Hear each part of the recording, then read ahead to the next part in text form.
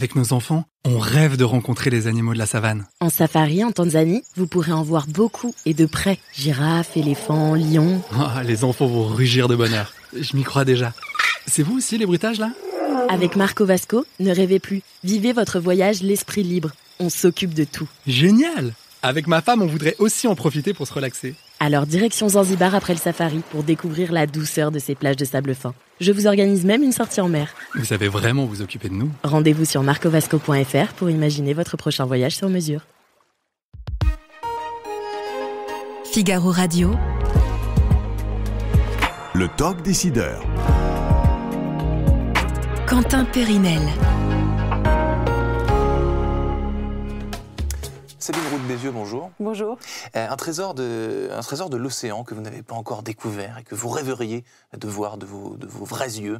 Bien, le trésor de Rackham le Rouge. Non, plus sérieusement, un bébé baleineau.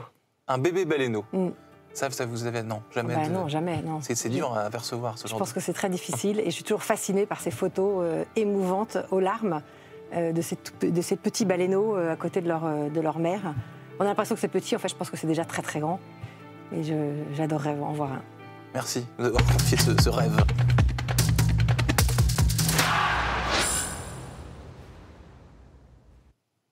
Bonjour à tous et bienvenue au Talk Décideur du Figaro, avec aujourd'hui en face de moi Sabine Roux-Bézieux qui rêve de voir un jour de ses vrais yeux un bébé baleineau, mais qui est par ailleurs présidente de la Fondation de la mer depuis presque 9 ans, par ailleurs administratrice de plusieurs sociétés. Pourquoi vous étiez la femme de la situation pour ce poste de présidente de la Fondation de la mer ? En 2009, quand il y a eu le Grenelle de la mer, une des conclusions, c'était de créer une fondation de la mer qui rassemble tous ceux qui agissent pour un océan en bonne santé. Et quelques années plus tard, donc en 2015, le monde maritime est venu me chercher parce que précisément je ne venais pas du monde maritime pour montrer que la mer n'est pas l'apanage des seuls marins ou de ceux qui vivent de la mer, mais c'est vraiment un patrimoine commun de nous, terriens, puisque notre planète s'appelle Terre, mais elle devrait s'appeler la planète mer, c'est 70% de la surface de la planète. Et donc je pense que l'idée des instigateurs, c'était de prendre quelqu'un qui soit capable de rassembler les entreprises, les citoyens, les ONG, la Marine nationale, tous ceux qui agissent pour l'océan. La planète mer, vous dites, parce qu'en vérité, on a tous finalement un rapport avec la mer. Enfin, l'océan représente pour nous tous quelque chose. Pour certains, un rêve. Pour certains n'ont pas la chance de l'avoir à côté de chez eux, la voir rarement. Finalement, on a tous quelque chose à voir avec cet univers maritime. D'abord, la vie vient de la mer. Il y a 4 milliards d'années, la vie est venue de l'océan. Les premières bactéries de vie viennent de l'océan. Notre corps est formé de 80%, je vous dis entre 60 et 80% d'eau, et c'est d'une eau très proche de l'eau de mer. Et puis chacun, dans notre imaginaire, que ce soit notre enfance ou des émotions fortes, a un rapport avec la mer. Et c'est ce que nous cherchons à valoriser, à révéler à la Fondation de la mer et à permettre à chacun de s'engager concrètement pour protéger l'océan de la manière que chacun peut souhaiter, mais d'agir concrètement. Vous dites qu'on est venu vous chercher parce que précisément vous ne veniez pas du monde de la mer, mais tout si je vais sur votre profil LinkedIn, ce que j'ai fait évidemment, on voit vos photos de profil, vous êtes derrière votre dos, un magnifique océan Atlantique, je crois, donc vous avez une passion, peut-être pas professionnelle, mais personnelle pour la mer. Ah oui, j'ai une passion pour la mer, au-dessus, dessus et dessous, depuis toute petite. Et d'ailleurs, c'est ça qui m'a éveillée aux enjeux de l'océan. D'abord, préserver sa liberté, la liberté de navigation qui est aujourd'hui menacée, on le voit.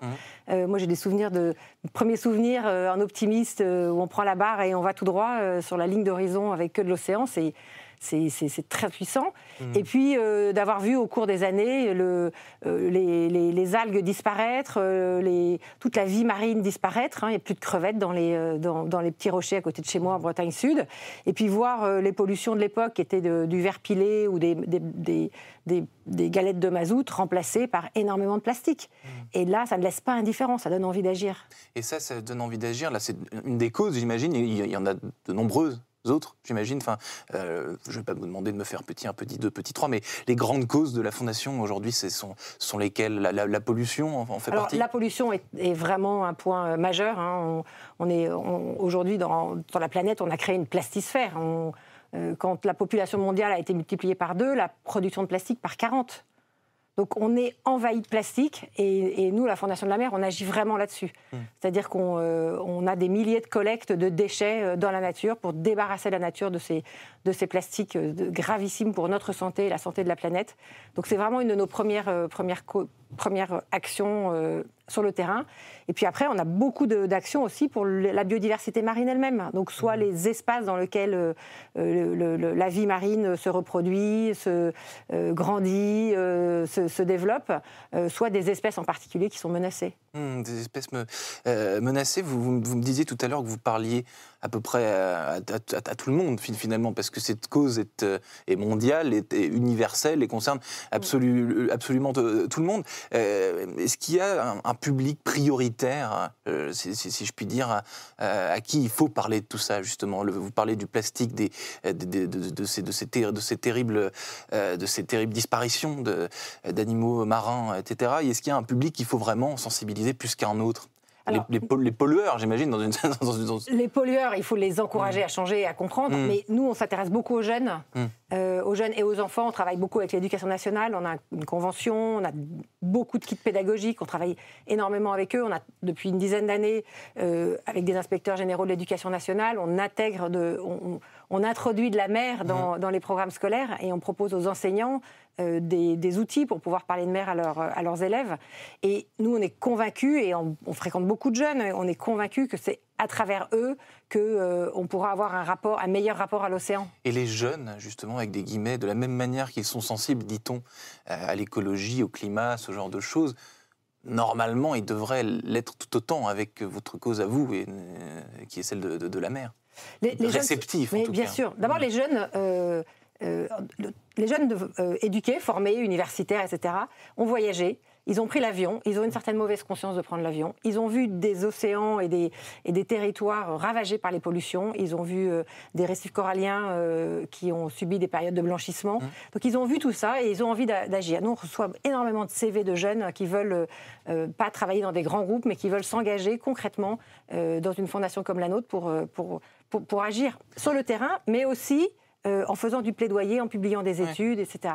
La fameuse recherche de sens dont on a beaucoup parlé au travail, qu'on ne va pas développer parce qu'on sait ce que ça engendre. Est-ce que vous recrutez, du coup, j'imagine, si je vous écoute, vous recrutez des profils comme ça? Alors, on recrute, mais pas des milliers. Hein, donc... bien sûr. Oui. Mais oui, bien sûr qu'on recrute, on est en forte croissance. Et puis, on travaille aussi avec des entreprises, parce que c'est là qu'il y a de l'argent, c'est là qu'il y a les moyens d'agir mondialement. Et on a une urgence à faire en sorte que les entreprises transforment leur modèle beaucoup plus rapidement. Je pense aux grands fonds marins, par exemple.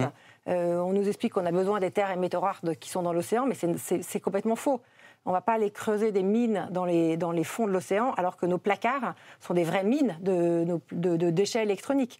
Donc il y a vraiment un enjeu de rediriger les investissements vers ce qui a du sens, vers une économie circulaire qui va protéger le seul espace encore vierge de la planète qui sont nos océans. Vous, Sabine Roux-Bézieux, vous avez commencé votre carrière chez Arthur Andersen dans les années 90, si je ne me trompe pas.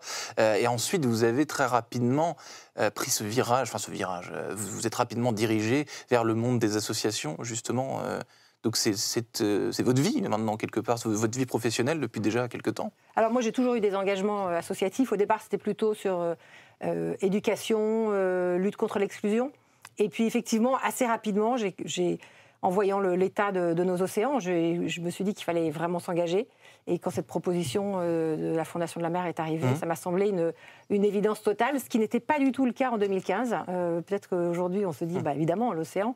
Mais en 2015, c'était la première fois qu'on parlait d'océan dans une COP. C'était la COP 21 à Paris. C'était la première fois qu'on citait l'océan comme régulateur du climat. C'est vrai. Ça semble étrange aujourd'hui, mais en 2015, donc il y a moins de 10 ans, le sujet était à peine mis sur la table. Personne n'avait compris que l'océan, c'est la moitié de l'oxygène, que l'océan capte un tiers des excès de CO2 et l'excès de chaleur. Ou alors c'est quelque chose de tellement évident que les gens ne prenaient même pas la peine de le rappeler. Enfin, c'est un biais, il y a quelque chose, à mon avis. En fait, c'est marrant parce que sur les cartes, quand on voit en géographie, on voit les continents, et puis il y a un truc entre les continents qui s'appelle l'océan. Et on peut aujourd'hui, avec des cartes, se dire, mais non, au contraire, la planète, elle est bleue. D'ailleurs, c'est ce que disent tous les les astronautes. Quand bien sûr. ils font des photos, on voit bien que la planète est bleue. En fait, on peut regarder la Terre autrement en disant c'est un grand océan. D'ailleurs, vous voyez, on passe notre temps à se dire tiens, on a trouvé un océan sur je ne sais plus quelle planète ou lune de je ne sais plus quelle planète du système solaire. Mais en réalité, nous, on l'a cette eau et on l'oublie. Voilà, on l'oublie. C'est un autre rêve bleu, le rêve bleu d'Aladin. Et là, c'est encore autre chose. C'est un autre rêve, mais qui a la même couleur. J'ai vu que vous étiez capitaine de vaisseau de la Marine nationale aussi, depuis 2014. Alors, la Marine nationale a un rôle très important pour protéger et surveiller nos espaces maritimes. Donc la France, c'est le premier espace maritime au monde, avec 11 millions de kilomètres carrés sur tous les océans. On est dans l'océan Pacifique, dans l'océan Atlantique, dans l'océan Indien. Et pour surveiller ces espaces et lutter contre tous les trafics, lutter contre les pollutions, récupérer des populations en cas de phénomène climatique, il y a la Marine nationale. Et quand on agit en mer, on agit sur le domaine public de l'État, on a besoin de travailler avec la Marine nationale. Et donc, moi, je me suis engagée dans la réserve citoyenne de la Marine, et on a un amiral à notre conseil d'administration, on travaille très très bien avec la Marine. Partenaire essentiel, donc. Partenaire essentiel. Et une collaboration, d'ailleurs. Oui. Mais c'est ça la particularité de la Fondation de la mer. Associés, finalement. C'est qu'on a des scientifiques, parce que franchement, le fondement de la Fondation, c'est la science. N'agir que sur la base d'avis scientifiques, des gens engagés dans la défense proprement dit de l'environnement, et puis la Marine nationale. Vous parliez tout à l'heure de la COP21, donc, qui était un gros événement mondial. Je crois que aussi en 2025, vous avez un grand événement mondial qui vous attend et qui attend l'océan et la mer. Alors toute la communauté des amoureux de la mer en France, effectivement, attend juin 2025, où la 3e conférence de l'ONU sur l'océan va se tenir à Nice. Donc dans 1 an et demi. On est ravis. C'est une grande responsabilité pour notre pays d'organiser une telle conférence. La Fondation de la mer va y participer. On travaille déjà avec le service de l'État sur toute une série d'opérations. Je pense que ça va aussi mobiliser le grand public. Donc ça, c'est vraiment important. Non seulement les habitants de la région, mais plus largement en France. Ça sera très médiatisé. Ça sera très médiatisé. Surtout qu'on va parler des grands fonds marins, on va parler de pollution plastique, on va parler de pêche illégale. On va parler de décarbonation du transport maritime, donc tous ces sujets qui sont absolument majeurs pour notre avenir. Donc une programmation riche. Il nous reste 1 minute 30, Sabine Roux de Bézieux. On va finir sur une carte postale. Je vais vous demander de me décrire, parce que la mer, c'est aussi, je l'ai dit, c'est une part de rêve. Il y a un certain onirisme autour de la mer. Vous, votre endroit préféré pour contempler la mer sans personne, toute seule et pour rêver, c'est où? Est-ce qu'il y a un endroit précis, un rocher, un banc, peut-être Alors moi, j'ai un attachement particulier pour la Polynésie française. Oui. 118 îles, toutes différentes. Oui. Certains atolls, d'autres plutôt des volcans, des petites montagnes en mer. Des populations qui ont un rapport charnel avec l'océan. Des peuples océaniques qui ne comprennent pas qu'on ne voit pas l'océan, qu'on ait un rapport dévoyé avec cette nature extraordinaire, respectueux de l'océan, qui ont inventé un terme pour ce qu'on appelle les aires marines protégées depuis très longtemps et qui arrivent à combiner du tourisme, de la pêche, de la protection. Et c'est des paysages inoubliables sur l'eau. Et d'une mer qui change de couleur entre l'intérieur et l'extérieur de la barrière corallienne, et puis sous l'eau avec des récifs coralliens et une faune marine exceptionnelle. Et la Polynésie française, si je lis entre les lignes, c'est pour vous l'incarnation, l'illustration de ce qu'on peut faire de bien, c'est-à-dire vivre avec l'océan et tirer toutes les bonnes ficelles. Exactement, un tourisme respectueux, une pêche qui est très respectueuse aussi. Faisons comme les Polynésiens. Et gardons le sourire polynésien. Merci Sabine Roux de Bézieux, vous êtes présidente de la Fondation de la mer. Je vous remercie infiniment d'avoir participé au Talk Décideur du Figaro. À bientôt. Avec nos enfants, on rêve de rencontrer les animaux de la savane. En safari en Tanzanie, vous pourrez en voir beaucoup et de près. Girafes, éléphants, lions. Oh, les enfants vont rugir de bonheur. Je m'y crois déjà. C'est vous aussi les bruitages là ? Avec Marco Vasco, ne rêvez plus. Vivez votre voyage l'esprit libre. On s'occupe de tout. Génial ! Avec ma femme, on voudrait aussi en profiter pour se relaxer. Alors direction Zanzibar après le safari pour découvrir la douceur de ces plages de sable fin. Je vous organise même une sortie en mer. Vous savez vraiment vous occuper de nous. Rendez-vous sur marcovasco.fr pour imaginer votre prochain voyage sur mesure.